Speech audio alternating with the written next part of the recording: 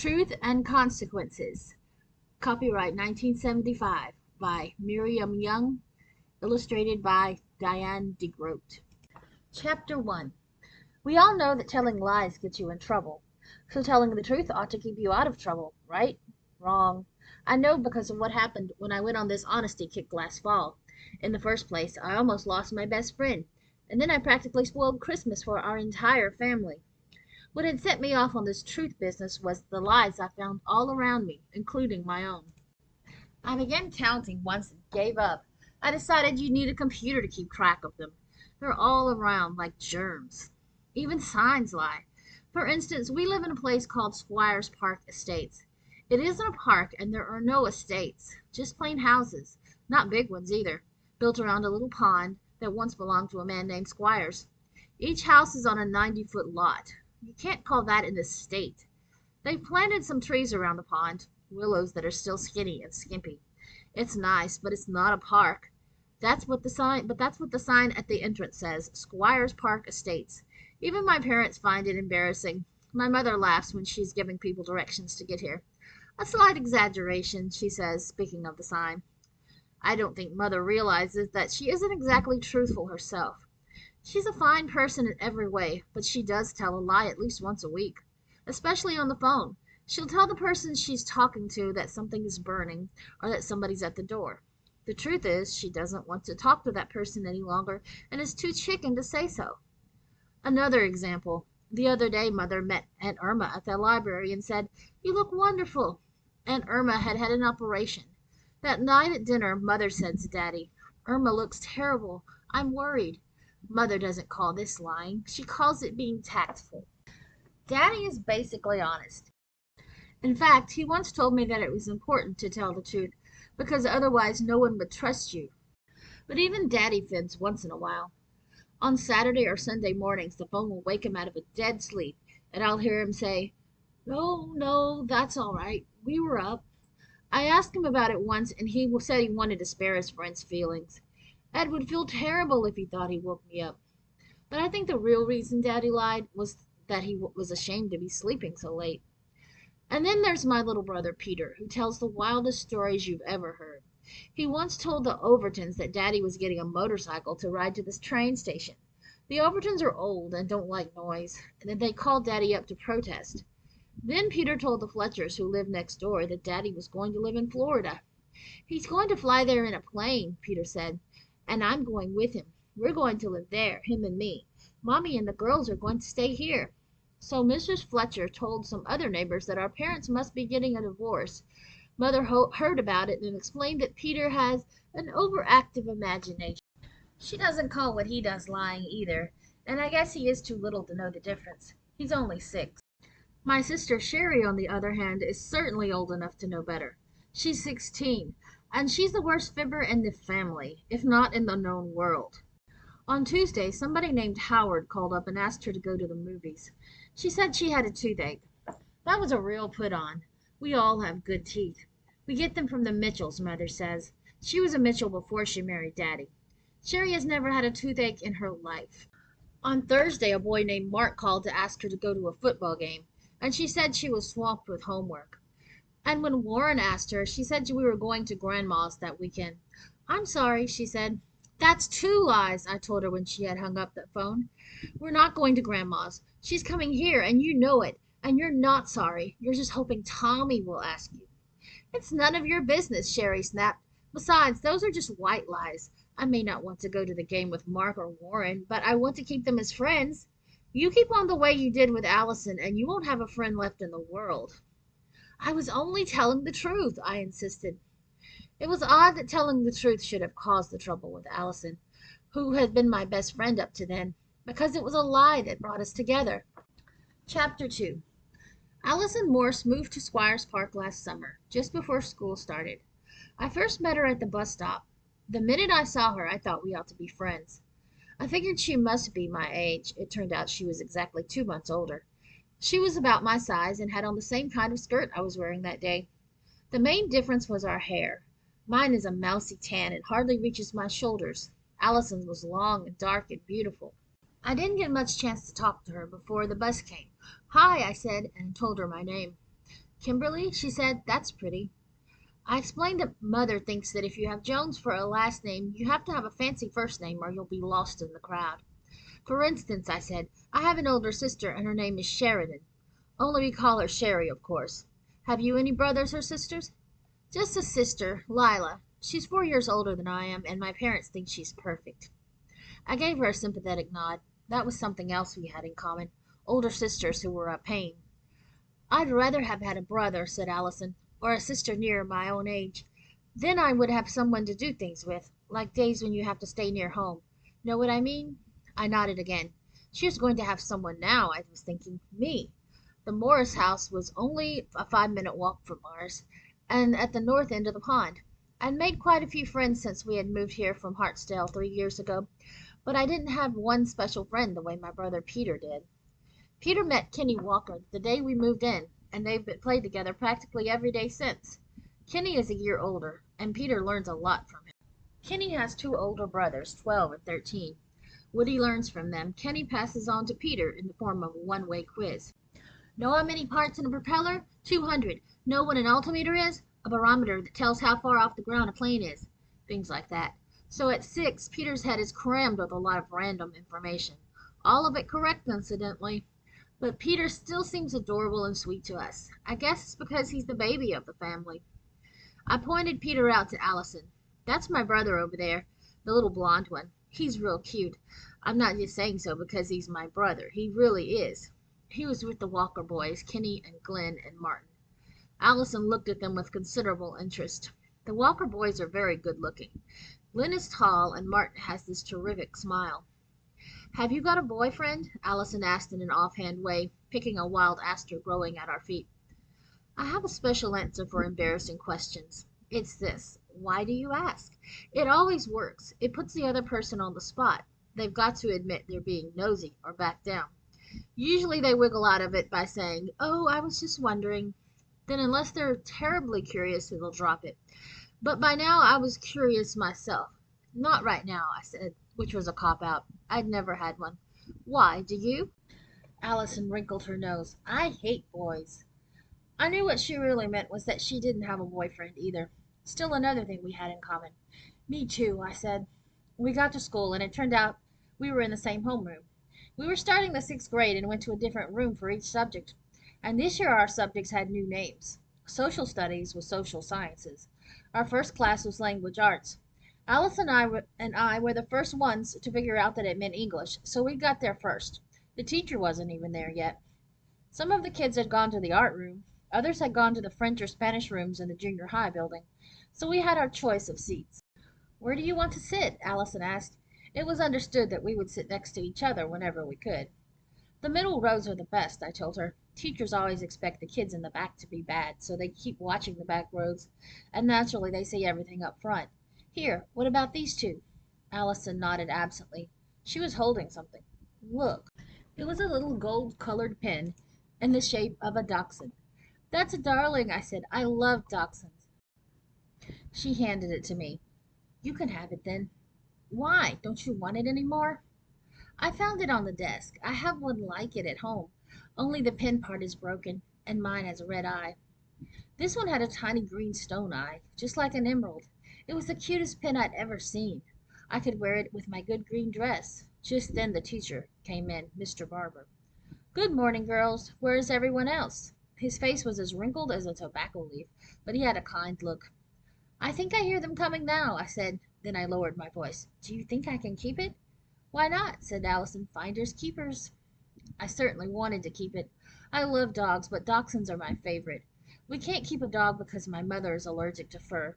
She has asthma and has to use an inhaler sometimes. But when I grow up and live alone in a penthouse and earn money, the first thing I'm going to buy is a miniature dachshund.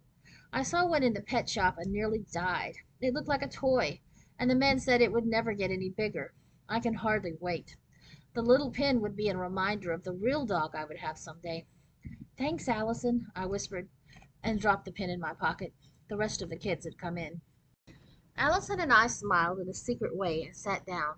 As Mr. Barber greeted the class and made his opening speech, I thought how lucky it was that Allison had moved to Squires Park. None of the other girls in the class lived that close. If I wanted to play with them, their mothers had to drive them over, and they didn't always want to.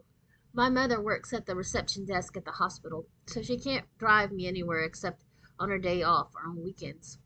I was sure Allison and I would have a lot in common. She could have her pin fixed, and we could wear them together.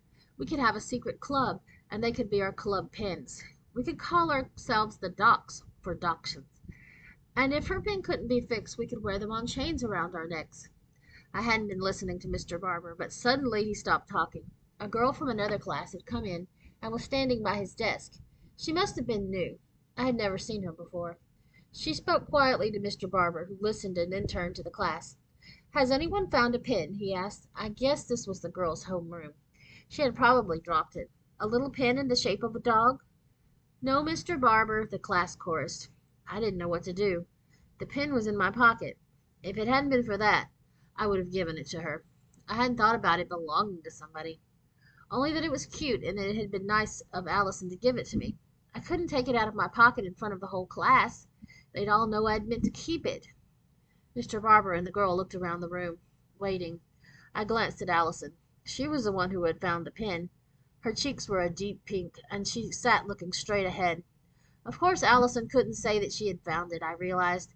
She would have had to tell what she'd done with it, and that would make me look like a thief. My cheeks felt as hot as Allison's looked. I knew that I should have given the pin to Mr. Barber at the beginning of the class. It was too late now. So much time had gone by that I couldn't speak up. Everyone would wonder why I hadn't admitted right away that I had the pin. "He who hesitates is lost," flashed through my mind. I felt lost, all right. "A little pin in the shape of a dog?" Mr. Barber asked again. "No, Mr. Barber." Allison and I were silent, and our faces grew redder. Thank goodness we were in the middle, I thought. "I guess not. I'm sorry," Mr. Barber said, and the girl left. The lesson went on, but I didn't hear a word. I kept thinking of the pin in my pocket and feeling awful. What if there was a hole in my pocket and Mr. Barber sent me to the blackboard and the pin fell out? I pinned it inside to make sure. If only I'd just put it on my desk, I thought, and I heard myself saying innocently, "Is this it? I just noticed it." Or why hadn't I been over and pretended to find it on the floor? Look, it was here all the time. I didn't dare look at anybody for fear they'd tell by my eyes that I'd had stolen goods in my pocket. I scribbled and doodled all over my assignment book. Luckily, Mr. Barber didn't call on me. After what seemed like several years, class was over. I waited for Allison in the hall. "What are we going to do?" she whispered. "If you wear it, everyone will know. Should we just chuck it out?" Her saying "we" showed me she felt as responsible as I did. I thought a minute. "I know. I'll take it to Lost and Found." "Can you?" "Sure, but I'll have to wait till classes are over. Save a place for me on the bus." I was a little nervous about handing in the pin, but there was nothing to it. "I found this in the hall," I said, my fingers crossed behind my back. "Somebody must have dropped it." "Thank you." The woman in the office didn't even look at me. "Now I know how jewel thieves feel when they've got a hot diamond," I said to Allison on the bus. "So do I." She slid over on the seat. "But at least we got rid of it. I mean, you did." It had been rough, but it united us in a special way, like people who have been shipwrecked together or in a prison camp. I walked with Allison as far as her house, and then went on with Peter and Kenny. "Know what a tachometer is on a sports car?" Kenny was asking. "It tells how fast the motor, not the car, is going. Know what MG really means? Morse Garage. Know what TASC stands for? Taconic Auto Sports Club." Their usual conversation. As soon as I got home, I telephoned Allison to remind her to not say anything about the pin at home. "Don't worry, I wouldn't." So that was okay. Never again, I vowed. That's the worst kind of lie, I thought. The sneaky, silent kind. Never again. And yet, just a few weeks later, I was in trouble again for a very stupid, very ordinary kind of lie. It was the kind of lie all kids tell. Only in my case, it was, as usual, bigger and better. Chapter 3. Everybody fakes book reports. That's nothing new. I didn't only fake mine, I made it up out of about 50 lies. It's a wonder to me that teachers go on assigning outside reading. At least half the kids get the reports from other kids or make them up from the stuff on the book jacket. If I'm smart enough to know that, you'd think the teachers would be. They've been to college. But I guess they're incurable optimists. They go on hoping they'll have a class of kids who will really read books and give honest reports on them. Mr. Barber loves books so much himself, I guess it never occurs to him that anybody would ever skip reading one. I like books myself. I'd rather read 6 books than do one math assignment. And I like Mr. Barber. I never would have faked anything in his class if I hadn't been in a jam. What happened was that the day after Halloween, all the paper pumpkins and skeletons and everything disappeared from the stores, and like magic, there were Christmas trees and cards and decorations and toys. Peter saw them and started talking about what he wanted Santa to bring him. Mother blew her top. Not at Peter, but at them.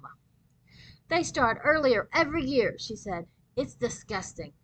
At dinner she said to Daddy, "Can you imagine? This early! It's not even Thanksgiving and they're showing Christmas things." They both did some talking about how Christmas was spoiled by commercialism, and Mother decreed that we would not be influenced by it. We were going to have an old-fashioned Christmas and make all our gifts. That was fine with me. I never have much money, and I love making things. I called Allison and told her my plans as soon as I had figured out what I would make. A macrame belt for my mother, a tie for Daddy, a Snoopy Dog wall plaque for Peter. "Kim," she said, "you always have so many ideas. What can I give Lila?" I couldn't answer that. I hadn't yet figured out what I would make for Sherry. She was a problem. But I was sure to think of something. I told Allison I'd call her as soon as I had an idea. I didn't mind her copying at all. In fact, we could work on them together. I kept looking through magazines trying to find something that would be pretty, useful, inexpensive, and easy to make. Naturally, it kept me busy. I kept putting off my reading assignment. All of a sudden, it was the day to hand in our reports, and I hadn't even taken a book from the library. "Kimberly," Mr. Barber asked, "you have your report?" I had once told Mr. Barber how much I loved reading. He was looking at me so expectantly that I didn't have the heart to tell him I hadn't even chosen a book. "Yes, Mr. Barber, but I left it at home. I forgot today was the day." That part was true anyway. "Bring it in tomorrow." "Yes, Mr. Barber." Everybody had already taken out all the good books from the school library. Our public library is open evenings, so I got Mother to take me there. But in the library, I got to looking at books on handicrafts and checked them out instead. My mind was so full of ceramics and tie-dye scarves and other things, I forgot to take out another book. The next day, when Mr. Barber asked for my report, I had to tell another lie. "Oh, I forgot. I had it right by my books, too," I said. "I'll bring it tomorrow." But Mother and Daddy were going out, and I couldn't get to the library that night. So the next day I told Mr. Barber I had lost my report. "Lost it, Kimberly?" Mr. Barber said doubtfully. "Wasn't that unusually careless of you?" "Well, I didn't exactly lose it. It was on my desk with some other papers. Some were rumply, where I'd done my math over. I guess it got thrown out. We have a new maid. I guess she did it. I know she threw out some of Daddy's papers, and he was furious.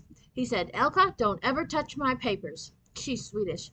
She said, 'Ja, Mr. Jones.' We've never had a maid. I don't know what gets into me. Sometimes when I start fibbing, I get carried away. I probably would have gone on to imitate Elka's conversation further if Mr. Barber hadn't stopped me." "That's enough, Kimberly." He passed a hand over his brown, wrinkled forehead. "You still have the book, I suppose. You haven't lost that?" "What? Oh, the book. Oh, no, of course not." "Good. Suppose you give me the title for my records, and I will allow you one more day to turn in your report." The title? My mind was a blank.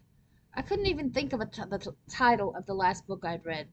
I looked around as if hoping to find one written in the air.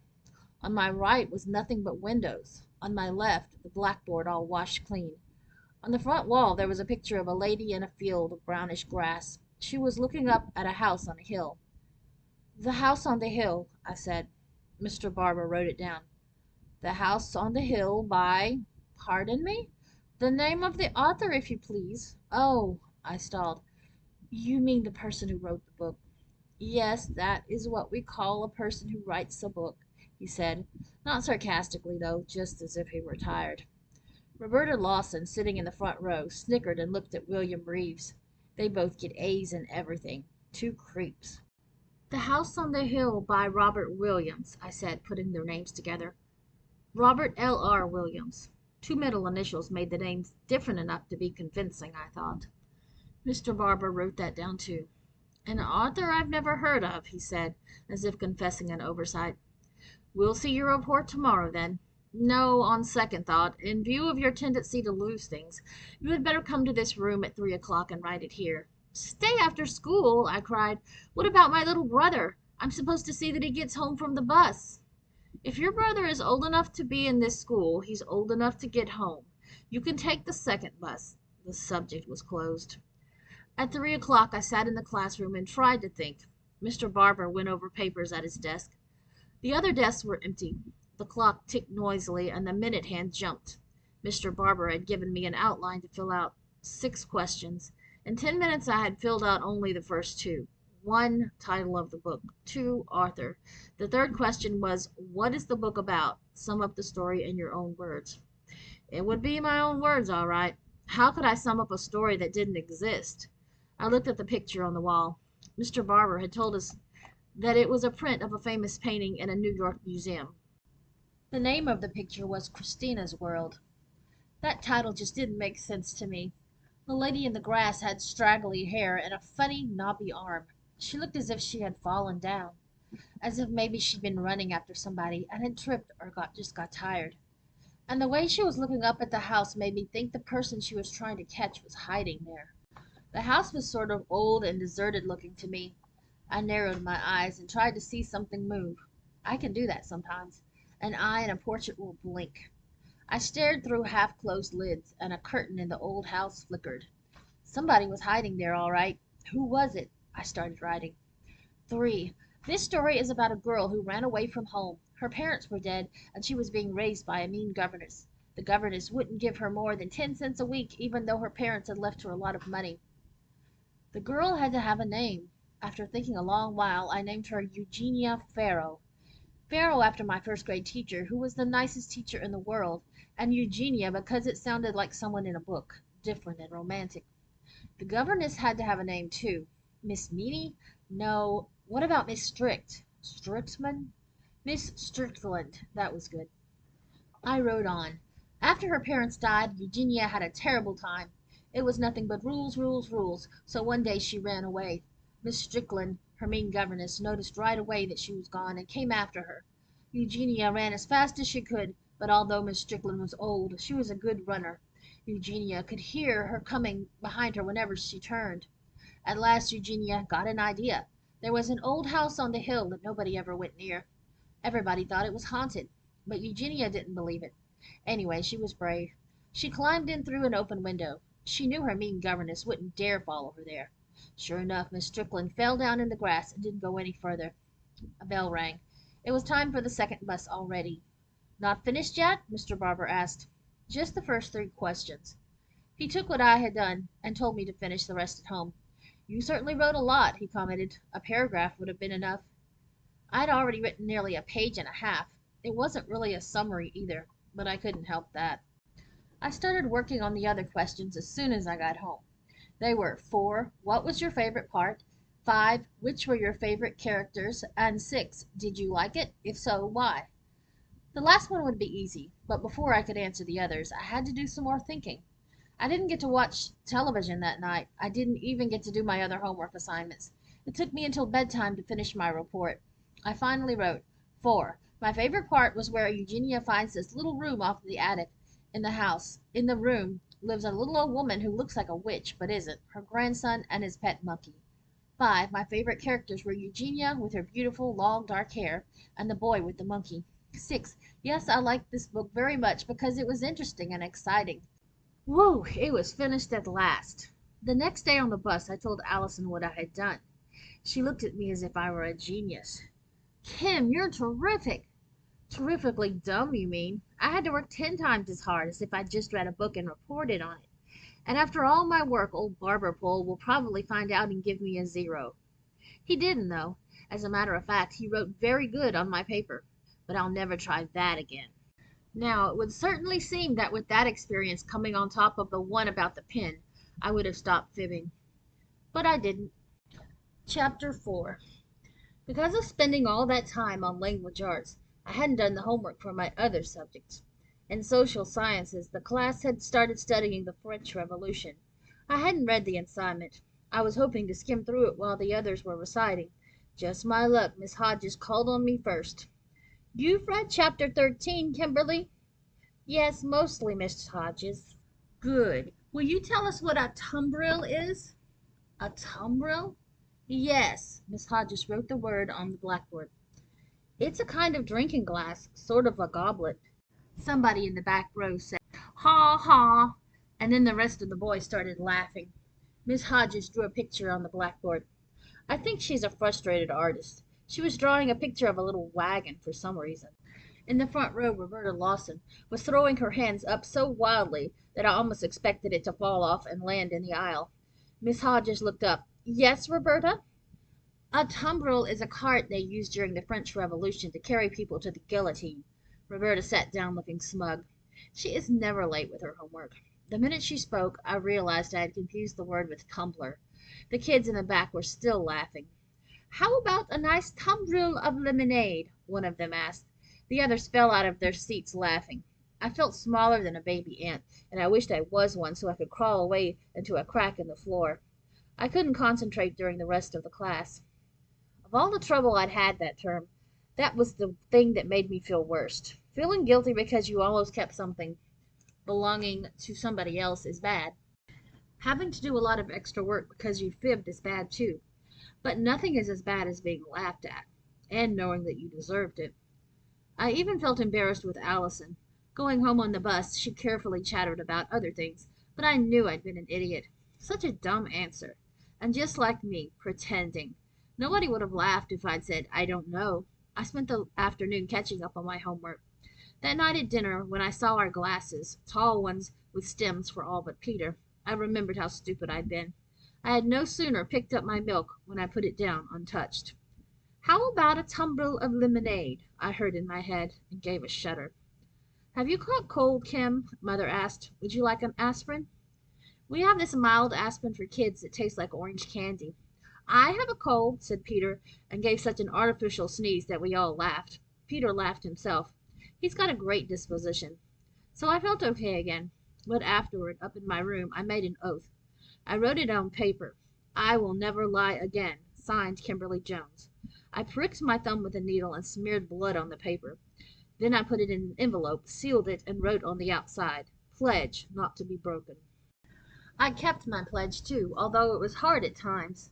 All through November, which is a gloomy month anyway, I stuck to it. After a while I got into the swing of it, and it seemed natural. People sometimes looked at me in surprise when I'd tell them truthfully what I thought about something, and Mother would apologize. I'm afraid Kim is dreadfully outspoken these days, she would say. It's a phase she's going through. I was simply being honest, the way people are supposed to be. And what happened? I got in worse trouble than I ever had telling fibs. Much worse.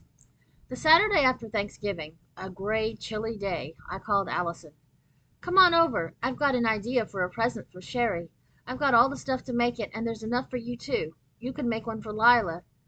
I had decided to make a fancy cover for Sherry's hairspray can.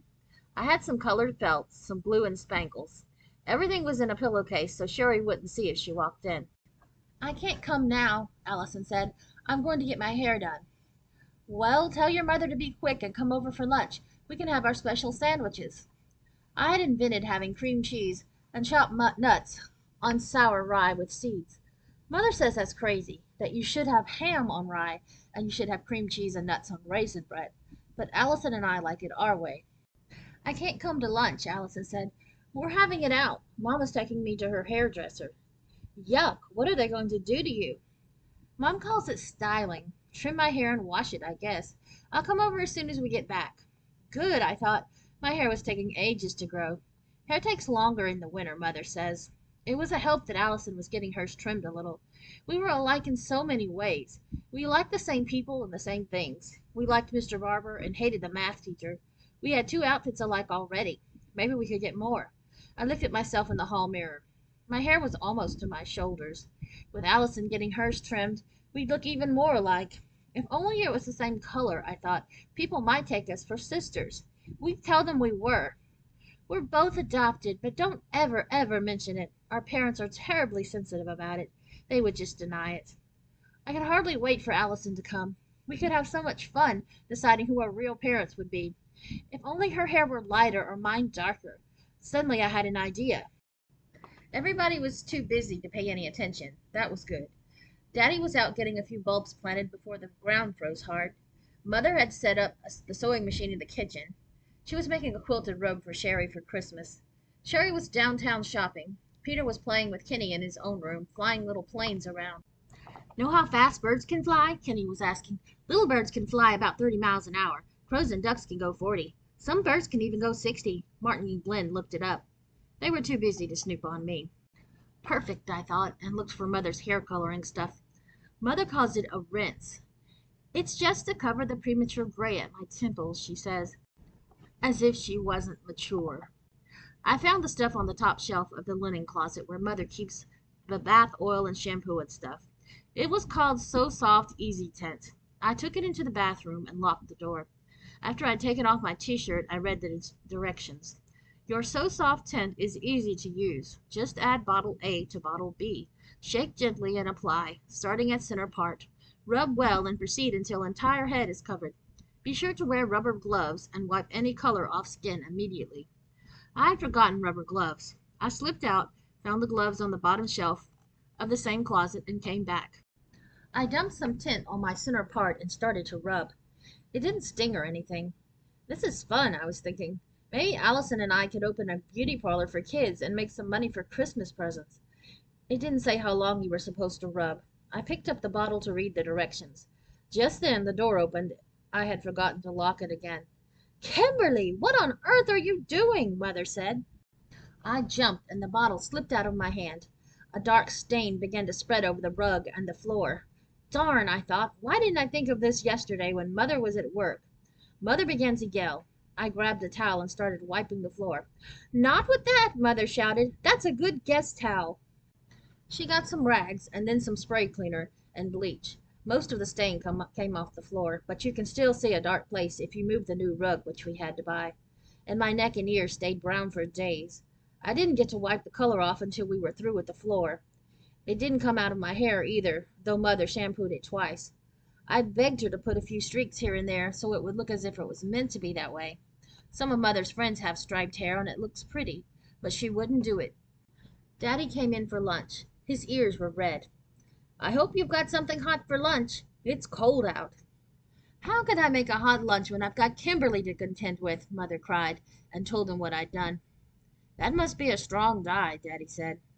If it's a dye, I demanded, why don't they say so on the bottle? Why do they call it a tent? Everybody was standing around by then. Sherry had come back with her packages. Peter and Kenny were having sandwiches. Mother's sewing was put away. And Mother calls it a rinse, I went on. If it's a rinse, it ought to rinse out.